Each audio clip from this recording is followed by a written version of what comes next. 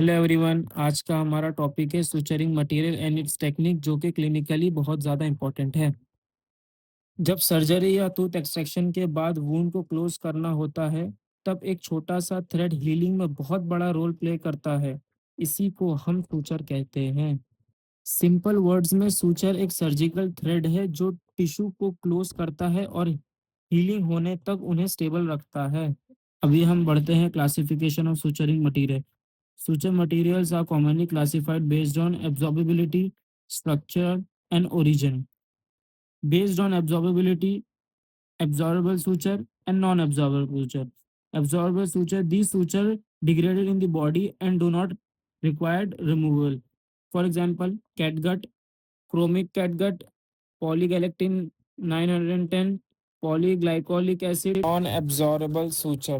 These sutures are not degraded in the body and may need removal. For example, silk, nylon, polyester, stainless steel. Based on structure, monofilament, multifilament. Monofilament, it is a single stranded fiber. For example, nylon. Second is multifilament, made of multiple fibers twisted or braided together. For example, silk, polygalactin 910. Come to based on origin. Natural sutures, synthetic sutures, and metallic sutures. Natural sutures obtained from natural sources, for example, catgut and silk. Synthetic sutures manufactured chemically, for example, polygalactin 910, polyglycolic acid, nylon etcetera. चलिए अभी हम समझते हैं principles of suturing. Point number 1, the needle should be grasped at approximately 1/3 the distance from the eye and 2/3 from the point. ये point हमें बता रहा है कि नीडल को कैसे पकड़ना चाहिए। नीडल को हमें नीडल होल्डर से पकड़ना चाहिए। नीडल होल्डर से नीडल की आई से 1/3 डिस्टेंस पर और पॉइंट से 2/3 डिस्टेंस पर पकड़ना चाहिए। इससे नीडल स्टेबल रहती है और टिश्यू में इजीली पास हो जाती है। Second point, the needle should enter the tissue perpendicular to the tissue surface. Needle को टिश्यू सरफेस पर 90 डिग्री परपेंडिकुलर एंगल पर एंटर करना चाहिए। इससे टिश्यू डैमेज कम होता है और प्रॉपर सुचरिंग होती है। The needle should pass through the tissue along it's curve. ये पॉइंट क्या कहना चाहता है हमें? नीडल को फोर्स से सीधा पुश नहीं करना चाहिए, उसे उसकी नेचुरल कर्व फॉलो करते हुए रोटेट करके पास करना चाहिए। Point 4, the suture should be passed at an equal depth and distance from the incision on both side. The bite should be about 2 to 3 mm from the wound margin of the flap. चलिए ये point को समझते हैं। दोनों side equal depth और distance होना चाहिए। Suture लगाते वक्त इंसिजन के दोनों साइड सेम डिस्टेंस और सेम डेप्थ पर नीडल पास करनी चाहिए। इससे वुंड एजेस प्रॉपर्ली अलाइन हो जाती हैं। Fifth point, the needle always pass from the movable tissue to the fixed tissue. हमें नीडल को हमेशा मूवेबल टिश्यू से फिक्स टिश्यू की डायरेक्शन में पास करना चाहिए। फॉर एग्जाम्पल, फ्लैप से बोन साइड की तरफ। Point number 6, the needle always passes through the thinner tissue to the thicker tissue. हमेशा याद रखिए, नीडल को पतले टिश्यू से मोटे टिश्यू की तरफ पास करना चाहिए। इससे टेयरिंग का रिस्क कम हो जाता है। Point number 7, the needle always passes from the deeper tissue to the superficial tissue.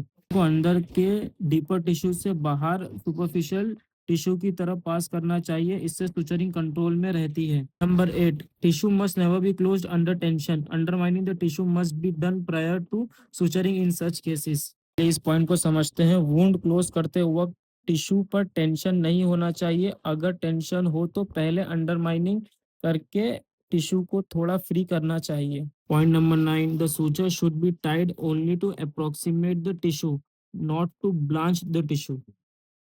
Suture tie करते वक्त प्रेशर नहीं लगाना है। सूचर को सिर्फ टिश्यू को क्लोज करने के लिए टाई करना चाहिए। इतना टाइट नहीं करना चाहिए कि टिश्यू वाइट हो जाए, यानी ब्लांच हो जाए। Not should never lie on the incision line. Suture का नॉट इंसिजन लाइन के ऊपर नहीं होना चाहिए। नॉट को साइड में रखना चाहिए ताकि हीलिंग बेटर हो सके। Point number 11, suture should be placed at a greater depth than the distance from the incision so as to evade the wound margins। चलिए इस पॉइंट को समझते हैं। सूचर की डेप्थ इंसिजन से थोड़ी ज्यादा होनी चाहिए। इससे वुंड मार्जिन्स थोड़े आउटवर्ड इवर्जन हो जाते हैं, जो हीलिंग के लिए बेस्ट है। Point number 12. Sutures on the skin are usually removed in 5 days and intraoral sutures in 7 days. If there is tension while suturing, the suture may be kept for 10 days. Normal skin पे जो suture होता है हम उसको 5 दिन में remove करते हैं। हमारे ओरल कैविटी में हम 7 दिन में रिमूव करते हैं। फॉर एग्जांपल ट्रांसएल्वुलर एक्सेक्शन होता है तो हम पेशेंट को 7 दिन के बाद रिकॉल करके सूचर निकालते हैं। अगर टेंशन ज़्यादा हो तो 10 दिन तक भी रख सकते हैं। एनाटमी ऑफ सर्जिकल नीडल, जैसा कि आप डायग्राम में देख सकते हैं कि एक तरफ नीडल का पॉइंट होता है, दूसरे एंड पे स्वेज होता है, नीडल कॉर्ड लेंथ, नीडल का रेडियस, नीडल का length, needle body and needle diameter. चलिए एक एक करके एक एक चीज़ों को समझते हैं। कॉर्ड लेंथ क्या होता है? अगर कर्व नीडल को सीधा लाइन में मेजर करते हैं तो टिप से थ्रेड वाले एंड तक उस डिस्टेंस को हम कॉर्ड लेंथ बोलते हैं। नीडल लेंथ नीडल की कर्व्ड बॉडी के अलोंग होता है, सीधा नहीं होता है। मतलब नीडल की एक्चुअल लेंथ जो कर्व फॉलो करती है। अब आते हैं हम रेडियस की तरफ। सोचो नीडल एक सर्कल का छोटा पार्ट है। उस सर्कल के सेंटर से नीडल तक का डिस्टेंस उसे हम रेडियस कहते हैं। रेडियस नीडल की कर्वेचर डिसाइड करता है। Types and shape of suture needle, जैसा कि आप डायग्राम में देख सकते हैं। डायग्राम नंबर 1 स्ट्रेट, फिर सेकंड आता है half curve, third 1/4 circle, fourth is third eighth circle, fifth is half circle, sixth is fifth eighth circle, seventh is compound curvature. हम मोस्ट कॉमनली यूज करते हैं half circle. Pulling up black windows once you go down. You must be crazy if you think that I'ma slow down. Don't wanna hear it talking shit, fuck the drama. Keep it coming, I'ma send you to your mama.